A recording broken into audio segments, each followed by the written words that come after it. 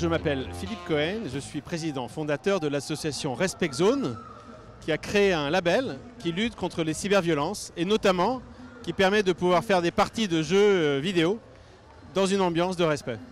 Notre association, en fait, elle combat les comportements qui sont offensifs entre les joueurs.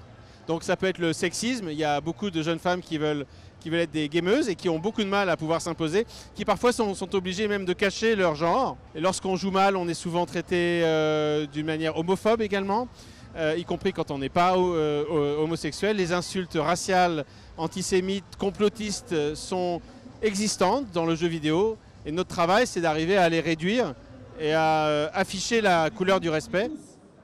Dans le jeu vidéo, notre action concrète, c'est par exemple à la Paris Game Week, le fait d'avoir pu convaincre, exposant par exposant, éditeur de jeu par éditeur de jeu, le fait d'aller adhérer au concept de Respect Zone. Donc le but, c'est pas d'aller labelliser le contenu du jeu, mais de pouvoir aider les joueurs à se respecter plus entre eux quand ils interagissent entre eux, qu'ils chattent et qu'ils parlent. Notre idée, c'est de dire pourquoi est-ce qu'on ne créerait pas le standard minimum du savoir modéré dans le jeu vidéo. Alors évidemment, chaque éditeur de jeu peut créer ses propres policies, ses standards de communauté.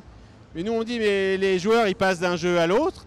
Et ce qu'on aimerait, c'est leur proposer un standard unique, comme cela existe pour les contenus du jeu avec PEGI.